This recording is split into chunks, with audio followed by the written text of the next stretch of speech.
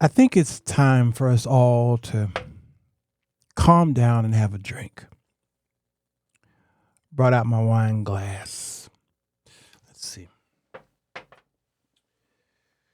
You find your favorite poison. I surely have mine. And the reason why I think we all need to take a drink because I think there's a problem among the saints today. And one of the big problems is our division on truth.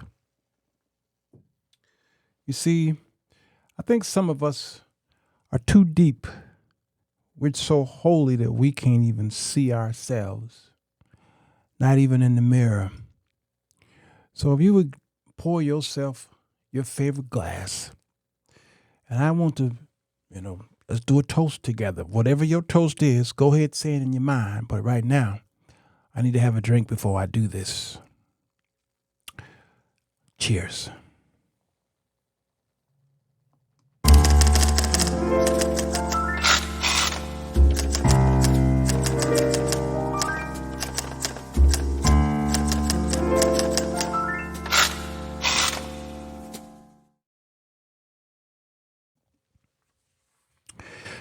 That was pretty good. Hello, everybody. Sirwalterj. This is Unplugged, and I'm going to talk to you all about this Sexless marriage series that I'm doing. Today, I'm going to talk about taking your man for a walk. Ladies, I'm talking to you today. I talked to the men last week. Today, I want to talk to you. Last week, we talked about sapiosexual. Today, ladies, it is imperative that you do this because you're not getting the things that you need out of your man as far as intimacy is concerned. And it's not one-sided. It's both sided. But before I go to the whole walk thing, people often say, why don't you stick to preaching the gospel and talking about Jesus, the Lamb of God, and stay away from these other topics? Whenever I hear that from people, I come to a conclusion on their state of being, what's going on in their families, what's going on in their marriage, what's going on with their children. I can typically tell you who that person is. And many of them are miserable, but they put on this air that all is well. And this self-righteousness that reeks out into the chats and in the comment section basically tell me that they might not be poor financially, but they're poor in spirit. And which causes a financial poverty as well. They think that because they're making six figures, that they're doing good. But if they remove that one job that they have, they would lose everything. There are people who want to fight over everything that a guy like me do. Everything. Because they're stuck on one thing. And they can't see the wholeness of life and the freedom to be able to do things and not worry about that you sin. You see, when I got married, I left that life of fornication and adultery. Oh, I was doing it all. When I got married, I had been in the world so long that when I got married, the night of our honeymoon, when I woke up from our honeymoon, this woman was in my bed. And I got nervous and I'm like, God, I said I was going to dedicate myself to you. And now here I am sleeping with this woman. And I was like, oh, and I looked and I felt something on my hand. And what was on my hand? My finger was a ring. And I was like, oh, that woman in my bed is my wife. And I rolled over and finished what I started. For the first time in my entire life, I was free to do the things that I was doing prior to marriage. I was free to do those same things and feel free. There are people who are struggling and having issues in their marriages and what have you, and they go to certain people in privacy for help because everybody else is talking about this one thing. And so there are some of you, there's some let's use some terminology. Some of you are antagonists. Every day you turn on YouTube and that's what you do. You are a contrarian. Everything that I say, unless it lines up with you or your biblical truth, you're against it. You are an oppositional conversationist. You always have to be right. Even in the midst of me talking about something casual. We're in casual conversation and you got to go against it. Or if you love to argue with someone, you are an heuristic, which is a debater, and you love to win an argument and values that more highly than you value the truth than in which I have arrived at. You have to win. So, for those of you who want me to stay in the Bible and don't worry about finances and politics and relationships and all this other stuff, to stay in the Bible. Here's the funny thing about that. Whenever I go to the Bible and read it and teach it, you don't show up for that. It's like, you won't come to that. And then when you do come to that, you debate it. So today I'm going to go into the Bible since you want me to go there. All right. This is a beautiful novel. A wonderful novel.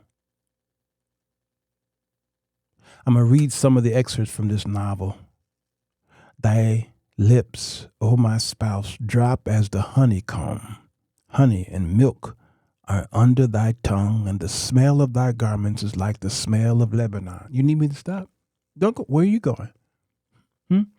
Where'd they go? I'm in the Bible. Is this not where you wanted me to go? I shall continue. Awake, O north wind, and comes thou south. Blow upon my garden, that the spices thereof may flow out. Let my beloved come into his garden and eat his pleasant fruits. Where y'all going? Where's everybody going? You don't know what you want, don't you? I am come into my garden. My sister, my spouse, I have gathered my myrrh with my spice. I have eaten my honeycomb with my honey. I have drunk my wine with my milk. Oh, eat, friends, drink. Ye drink abundantly, O beloved. It's the Bible, the greatest novel you could read. The reason why you're having so many problems in your marriage is because you're too deep. Some of you can't go skating. I was raised that you wasn't allowed to go to the prom, you couldn't go skating, and you couldn't go to the picture show.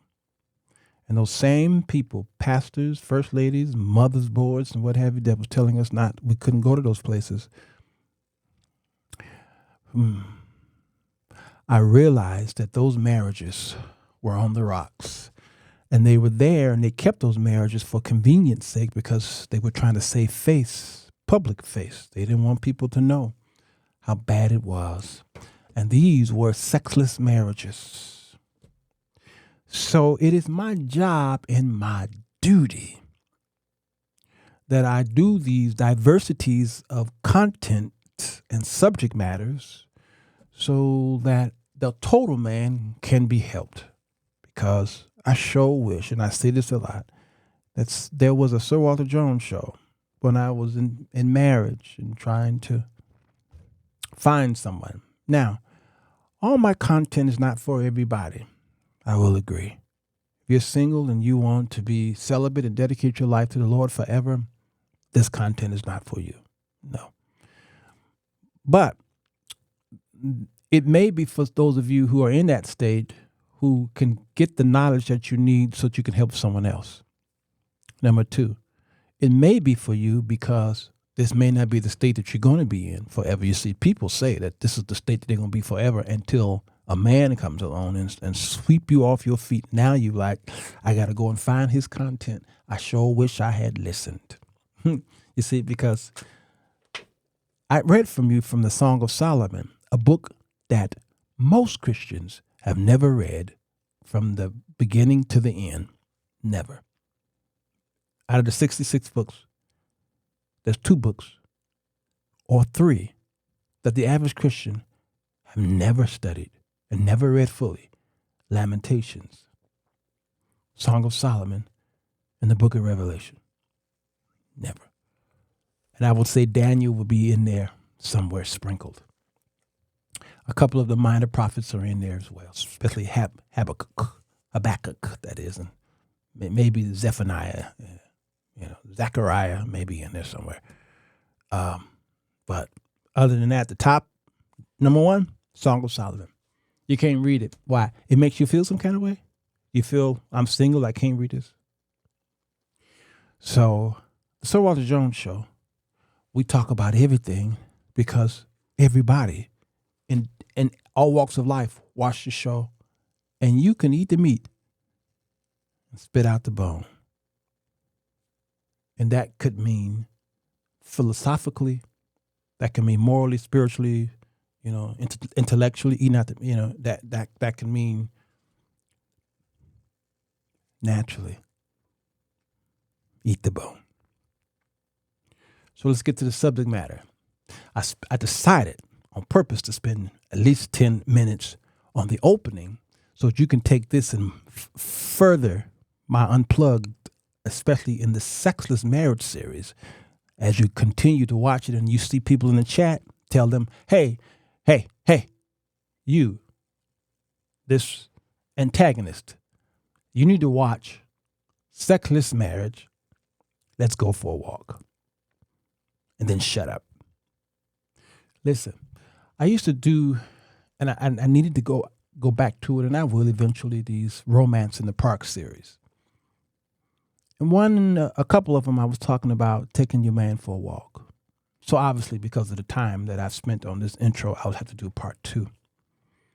But you need to get your man out of the house and have him to leave his phone at home. And you need to leave your phone at home too. Or somebody need to have their phone for emergencies purposes. But, if y'all both take your phone, you take his phone from him. All right? Take him for a walk. Why? Because there is a little boy in all men. And you got to go back and revert back to treating that man like a little boy. You're like, isn't that against nature? That's going against the rule? No, it's not. Because that little boy shows up when you're in the kitchen. That little boy shows up when he's watching TV, the game. That boy shows up when he's playing video game. That boy shows up when he's buying something exciting like a new car or a new toy. He's at Home Depot and buying a saw. That little boy shows up in bed. When you're stroking his ego, that little boy shows up. During foreplay, the little boy, he shows up. And you know how to bring that little boy up. So I'm telling you, there's times when you have to treat that little boy like the boy that he is, as y'all often quote from Maya Angelou, when a man shows you who he is, believe him the first time.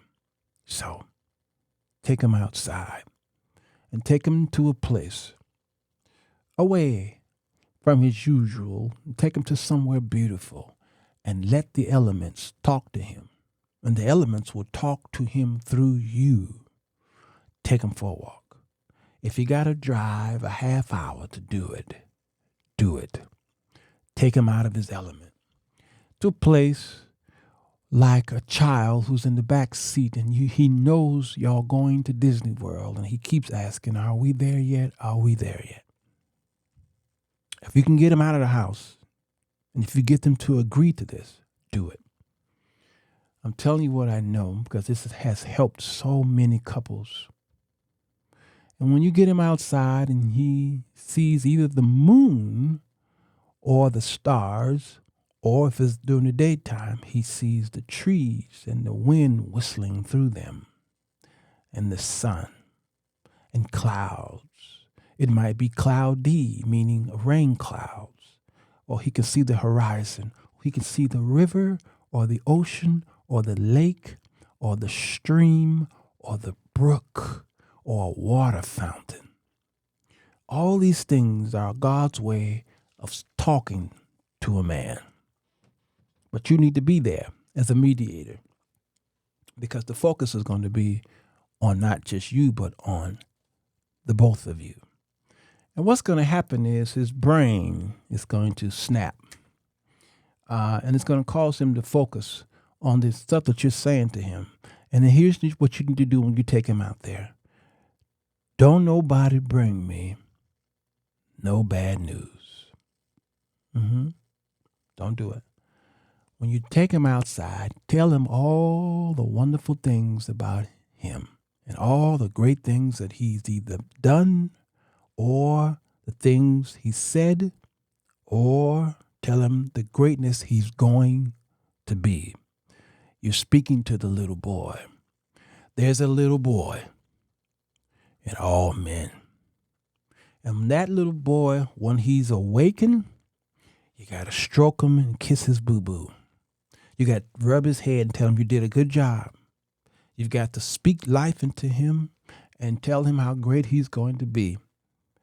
Taking him outside is not a time to tell him about the things he didn't do right. He didn't take out the garbage. Why?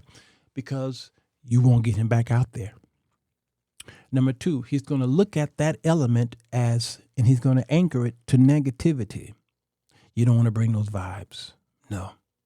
So if you want to rebuke him and tell him all things he's not doing, don't take him outside.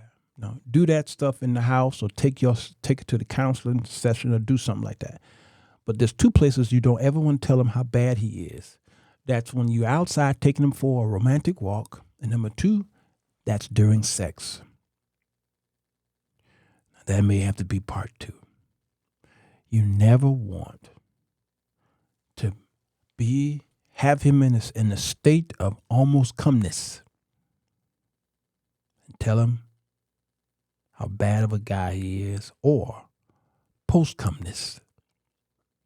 And there you both are lying there, and that is the moment, in many cases, where a woman decides, I want to tell him all my truths, good, bad, and ugly, and then you ruin it for him. He feels used, like some of y'all sometimes feel used when a man comes home. He just want to lay with you, and then he don't talk to you. Well, he feels the same way when you do that. Take your man for a walk. We'll get into that on part 2. Take him for a walk and hold his hand. Well, he may not be a man who enjoys public affection. So don't hold his hand.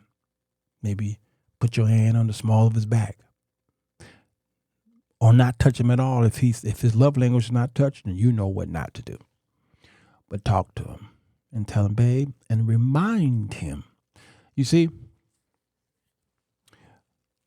this could be a part 3. The greatest thing that you could do for your man is to remind him of the things that he said or did. Total recall in a woman is one of the greatest gifts that has been given to her by God. Total recall.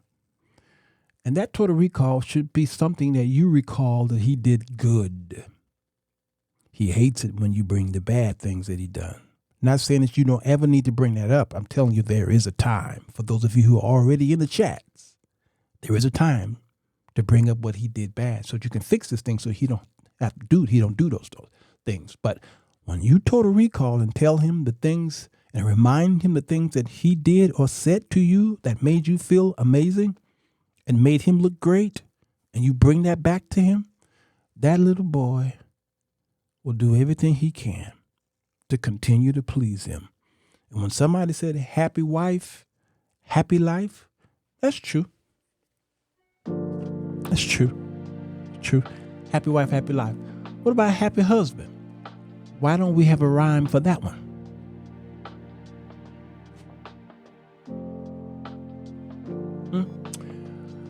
Can we come up with a rhyme for that one? Happy husband, happy husband. I don't know.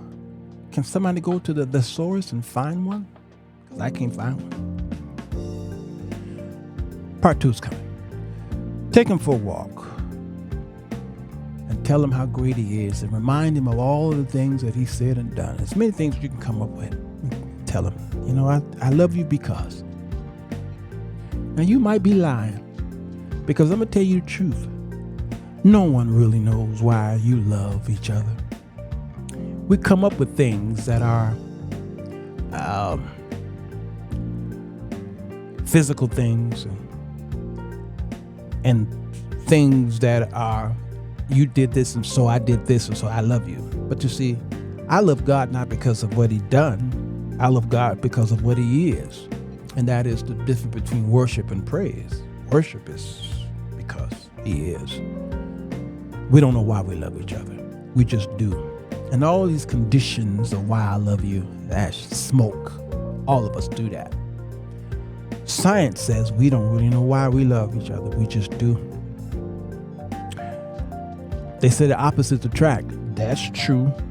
The problem is it only attracts. It don't keep. Take your mind, your man that is.